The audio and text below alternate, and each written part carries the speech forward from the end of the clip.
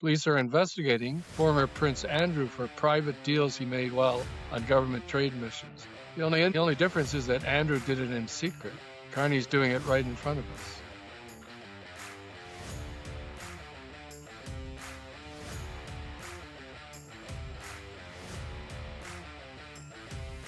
Hello everyone, welcome back to Behind the Headlines, Canada's fastest growing political podcast. Mark Carney's back from jet setting with a new pair of flip-flops and fresh conflicts. We've got the real reason he's waffling on the Iran war. Plus, Pierre Poilievre was in Berlin looking like a prime minister, reviving dead LNG deals and demanding emergency debates. And finally, the bombshell. Canada's top soldier is leaving the door wide open to Canada joining the Iran war. But before we get to it, we need your help to beat the mainstream media machine. If you like what you see, hit that subscribe button and comment your thoughts down below. But let's get to it. While the media focuses on the photo ops, we're looking at the story that nobody is talking about. Prime Minister Mark Carney was just jet-setting across the Indo-Pacific, and he's brought back some pretty heavy baggage. Let's watch the Prime Minister in India and Japan. You've seen the government of India and Cameco have signed a major $2.6 billion uranium supply agreement supporting India's nuclear ambitions and our shared commitment to clean, reliable baseload power. All of these agreements under one planet are beginning of a new prosperous relationship that will offer generational opportunities for workers and businesses in both our countries and which will protect the planet for future generations. Fourth, we're building energy and food security. The Prime Minister and I have directed our officials to identify opportunities to collaborate in LNG, in nuclear technologies, in hydrogen, as well as other clean technologies. Canada is in a position where we can double our LNG exports within the next by the end of this decade, and double again by the end of the following decade. We already export $6 billion in agri-food and seafood products to Japan, and we can do much more. Okay, Ian, so you just saw the Prime Minister there in India and Japan, and it sounds like you found some fresh evidence of the massive conflicts that Carney's taken back from overseas. What did you find? Well, that's right. Let's start with Japan. When he mentions nuclear, his company recently purchased Westinghouse, which used to be the biggest supplier of nuclear plants in the United States. Well, now I guess it's Canadian owned, but it's owned by Brookfield, located in New York City. And Mr. Carney, does this world tour on taxpayer-funded expenses and flights. He enriches himself because he owns millions of share options in Brookfield, even though he's departed. Let's move over to a previous trip. He promised $4 billion for Ukraine reconstruction, which will see huge management contracts going to Brookfield. And then Brookfield will benefit from the critical mineral deals he just signed with India and Japan. Meanwhile, in England, police are investigating former Prince Andrew for private deals he made while on government trade missions. The only difference is that Andrew did it in secret. Carney's doing it right in front of us. Yeah, I completely agree. I think that Mark Carney is the most conflicted prime minister in Canadian history, and that says a lot. According to the ethics commissioner, a conflict has been raised officially at least 13 times. And in 6 of those cases, Carney was forced to step behind what they call the ethics screen. And now we know that there are at least 1,900 other companies that Carney could have a conflict with. And I'm not a mathematician, but I remember learning about patterns in grade 1. And if we apply that same pattern to those 1,900 companies, that means that Mark Carney could be sitting on over 870 hidden conflicts. And that only includes the companies, not the deals, the investments, or the other assets. And, sometimes it just leaves Canadians wondering, is the Prime Minister working for Canada, or is he just working for himself? Now, to add contradictions to conflicts, throughout this week, Carney has flip-flopped on the Iran war more times than I've changed my underwear. Let's take a look at this clip. But Prime Minister, how can you have it both ways? How can you say I understand your first statement you said was made in hours. But you also said there was some predictability. You knew this was going to widen. It was- So how can you have it both ways? And in hindsight, he's a should you have liberal. called for de-escalation in that first statement? No. In hindsight, to that point, in my judgment. Secondly, in terms of war, there are likelihoods, there are possibilities. You have to plan for the worst, but there are no certainties in conflict. And so now that the conflict has moved on, now that the conflict is involving a much wider group, but even if, I don't want to say even if, but moving into the Gulf, moving into civilian infrastructure, we're saying a few things. One, it is not solely the decision of the principal belligerents to move to the de-escalation. Should recognize that the members of the Gulf Cooperation Council are showing tremendous restraint at the moment. They're solely acting in a defensive manner. Okay, Ian, so the hardest part about playing clips of Mark Carney is he just keeps going up and whatever. But anyways, after all those 10. flip-flops, This time I counted 10 ums. yeah, it's really hard. It's really hard. But, it's clear that something has changed behind the scenes. It's my understanding that you've discovered the real reason why Mark Carney might be flip-flopping or hitting the brakes. What is it that you found? Well, last week you and I praised Carney for supporting Israel and the U.S. in killing the leader of Iran responsible for terrorist attacks around the world. But then he started getting heat from his caucus.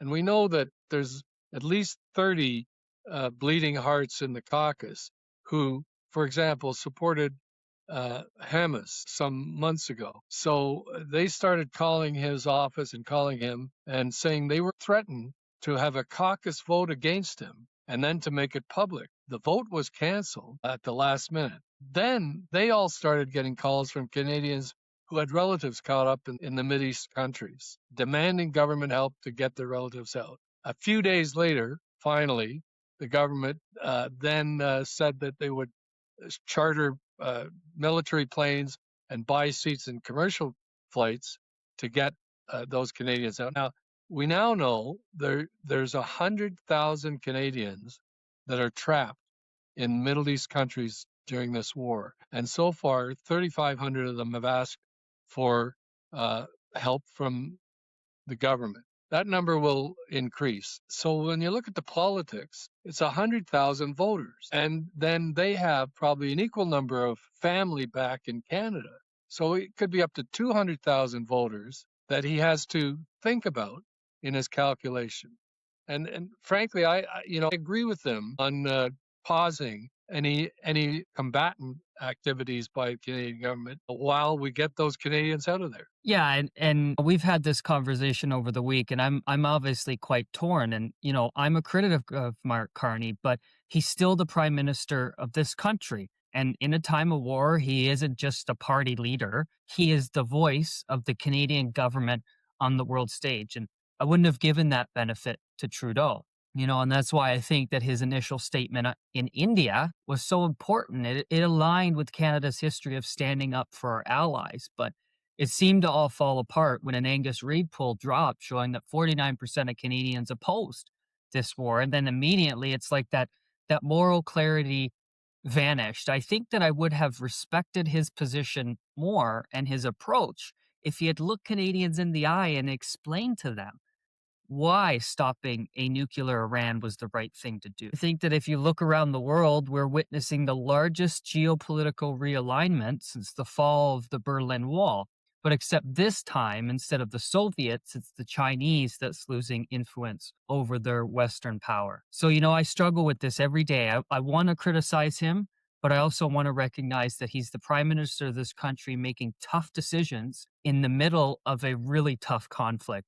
Do you have anything else to add to that, Ian? Your comment about China is very relevant because China was getting most of the oil that Venezuela was producing. 90% of the oil was going to China. And then an awful lot of oil was also going from Iran to China. So behind the scenes, clearly Trump is taking a shot at China. in this war. Yeah, I completely agree, which is, it's going to lead us into our next topic about Pierre Poilievre.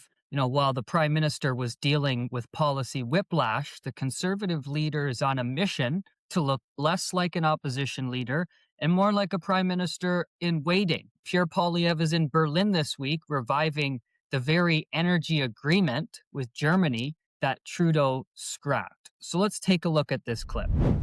The world is in an energy scramble, and I'm at the hub of that scramble here in Germany. I'm in Hamburg, which is the biggest port in the country and the third biggest in the European continent. Behind me is the infrastructure to import oil from around the world.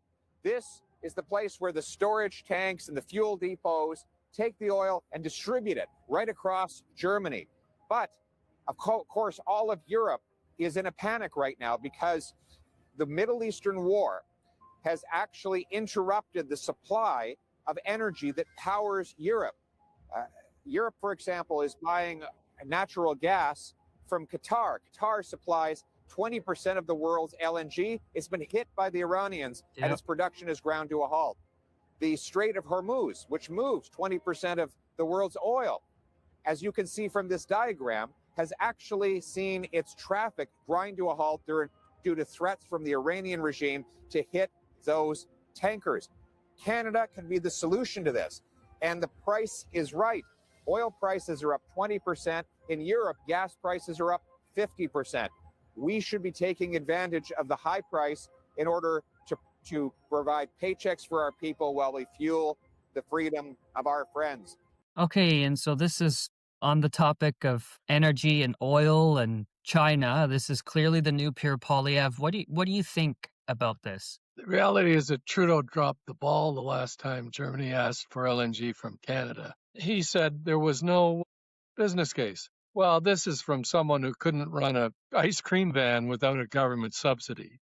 There is a business case, and there always has been. Climate Change Carney agrees with Trudeau, and he hasn't changed Trudeau's policy. According to the Conference Board of Canada, an LNG industry in Canada would create 95,000 jobs and add $11 billion a year to our GDP. Nothing wrong with that. Poilievre told the Germans that selling them LNG would be one of the first priorities of a conservative government. Good for him. On Friday, Pierre Poilievre wrote a letter to the Prime Minister requesting an emergency debate to, quote, pass an emergency supply plan that responds to the growing global energy crisis sparked by the Middle East war. Let's take a look at the impact on the ground. Here in Toronto, prices at the pumps jumped another 2 cents per liter overnight to almost $1.47 per liter at most GTA stations. But what I can tell you is that across Canada, gas prices have increased nearly 9 cents per liter since Saturday. That is when the U.S. and Israel launched their strikes on Iran. Now, sitting above the national average here in Toronto, with prices expected to rise even higher as Iran has retaliated with a series of attacks against the U.S., Israel, and neighboring Gulf countries. Toronto drivers tell me they are feeling the pinch, but many of them are resigned to the fact that they have to fill up. Oh my goodness, I'm Uber driver, so it's going up. Yeah. So we feel bad. It hurts your bottom line. Absolutely, yeah. I need the car for work, and so it's like... It is what it is. It is what it is. This is the first impact of the war. Gas cut prices at the pump. Before the war started, I was paying $1.20 a liter, and today I paid over $1.50. That's hitting everybody's weekly budget.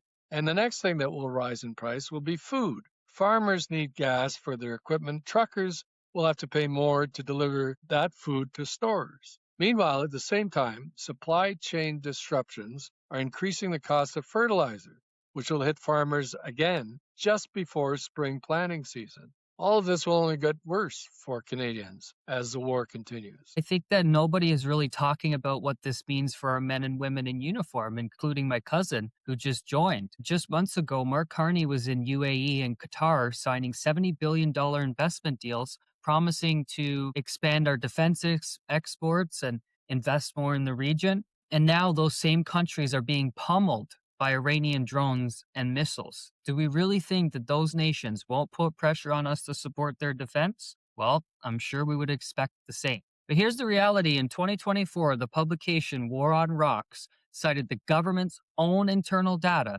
showing that the military is barely 50% operational. According to the Chief of Defense Staff just last week, Canada could be called upon to evacuate our citizens, escort ships, and provide intelligence along with air defense, and who knows, maybe even deploy our elite special forces. There are a lot of questions being left unanswered tonight on the economy, on our military, on the geopolitical spectrum. I'll make a prediction now that the $70 billion that was promised to Carney just a couple of months ago will not be available now because of the war. But anyways, everybody, really appreciate you sticking around. I know that sometimes these issues are complicated and they affect real people, not just, the pocketbook, but we're dealing with, actual lives here. And, we try to give all the party leaders a fair shake. Sometimes we agree with one and disagree with the other, agree with both and disagree with both. But we hope that you continue to tune in here at Behind the Headlines and, a show like no other. So comment down below and we'll catch you in the next one. Bye.